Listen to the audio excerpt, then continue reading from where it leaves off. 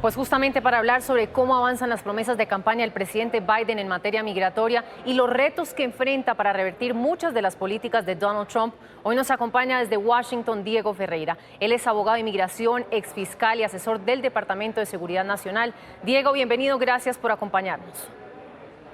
Saludos, Natalia, y muchas gracias por la invitación. Bueno, pues se vienen cambios importantes con el nuevo gobierno en materia migratoria. ¿Será posible, como lo anunció Biden desde un principio, la legalización de 11 millones de indocumentados? ¿Y cuál sería ese camino legal para sacar adelante este ambicioso proyecto del presidente? Bueno, efectivamente es un proyecto muy ambicioso. Tenemos un grupo muy variado de inmigrantes en este país que están buscando regularizar su situación migratoria. Y por supuesto necesitamos una ley. Las políticas hemos visto ya que no tienen la capacidad de abarcar más que un grupo determinado de personas. Entonces hay que ir definitivamente por el camino de una ley nueva. Eso va a requerir muchísima negociación con los republicanos. Los demócratas no tienen suficientes votos en el Congreso como para poder efectivamente aprobar una ley que no requiera un intercambio, una negociación grande con los republicanos, y de esa manera poder abarcar el mayor número de personas posibles en una reforma, algún tipo de amnistía o diferentes programas, pero que estén enmarcados en una ley. Hemos visto en el pasado que las políticas que se han implementado por la rama ejecutiva han tenido efectos positivos, pero son efectos normalmente temporales. Necesitamos algo permanente, necesitamos algo amplio y necesitamos algo que efectivamente aplique a un número grande de personas, que refleje la variedad de lo que es la comunidad inmigrante en este país.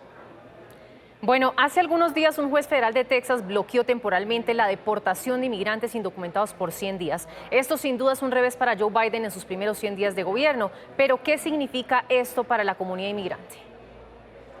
Bueno, efectivamente es un revés temporal. El freno fue por 15 días nada más, pero sí es un revés y es una indicación de que la implementación de políticas públicas van a estar siendo cuestionadas, especialmente en materia controversial como puede ser inmigración, van a ser cuestionadas por la rama judicial. Van a evaluar la legalidad, la constitucionalidad de muchas de estas políticas que quiere impulsar el presidente Biden. Lo mismo se vio con la administración Trump. Muchos de los esfuerzos se vieron efectivamente, muchos esfuerzos de la administración Trump en materia migratoria se vieron limitados en los tribunales.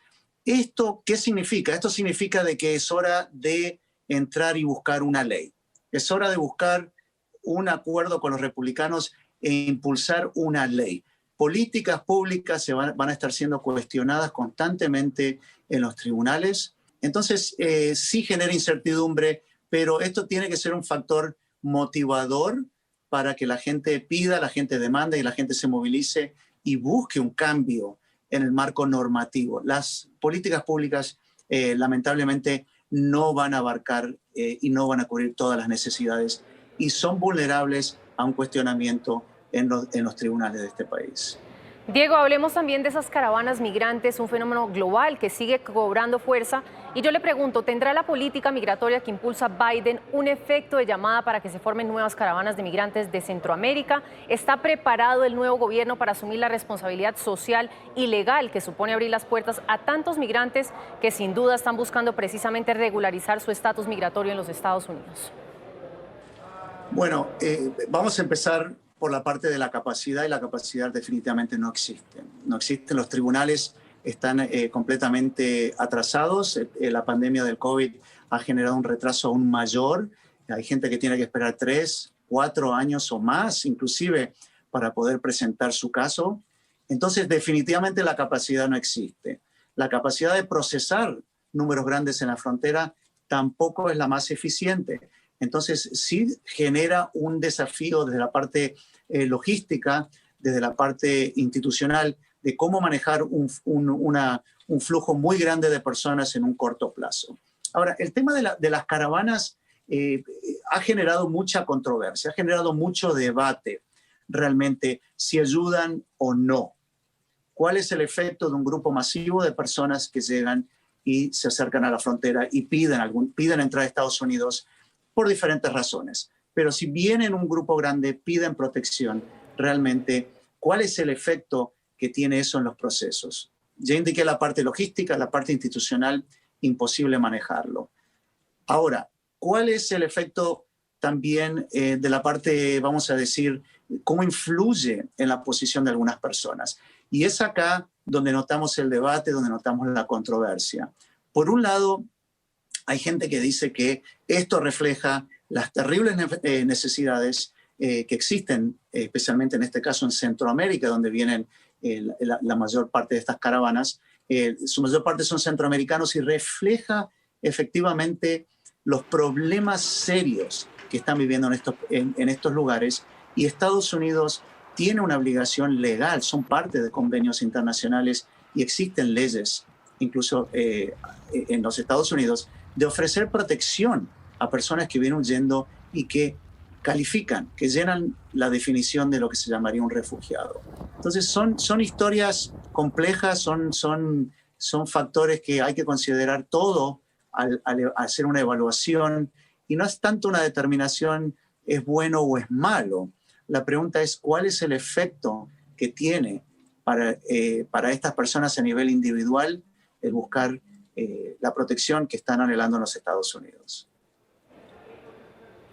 Diego, ya para terminar, me gustaría abordar con usted el complejo panorama que trae consigo la pandemia para estas comunidades. Sin duda es otro reto que enfrentan los migrantes hoy y que expone aún más su vulnerabilidad en materia migratoria. ¿Qué recomendación hacerle a tantos migrantes en Estados Unidos que temen, por ejemplo, ir a una cita médica, que están dejando a un lado temas tan importantes como su salud por temor a una deportación?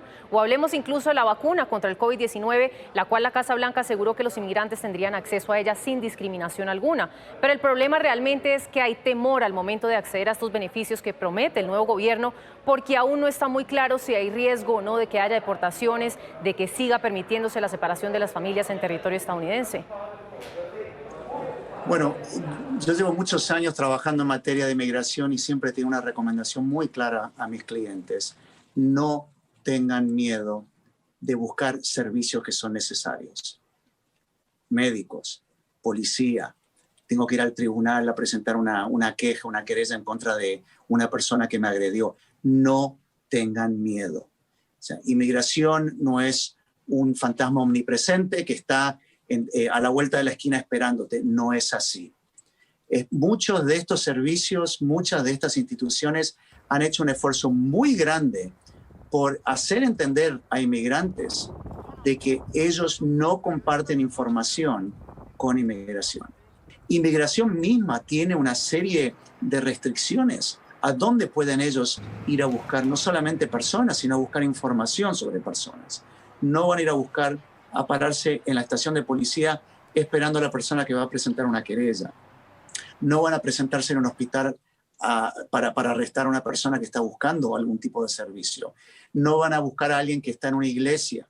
No van a buscar a gente que está en situaciones que ellos saben que si buscan a alguna persona ahí va a tener un efecto disuasivo y la comunidad inmigrante va a dejar de colaborar con la policía, de buscar asistencia médica, de ir a iglesias. Entonces, bien importante entender de que ese miedo es un miedo que uno lo entiende, pero es un miedo que no tiene fundamento. No deben dejar de buscar vacunas contra el COVID, no deben dejar de buscar asistencia médica, no deben dejar de buscar la protección de la policía.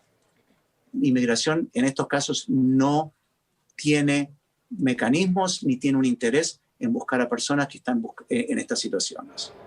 Pues gracias a Diego Ferreira, abogado de inmigración, exfiscal y asesor del Departamento de Seguridad Nacional, por habernos acompañado estos minutos en el programa. Una feliz tarde. Muchísimas gracias a ustedes por la invitación y que tengan un muy buen día.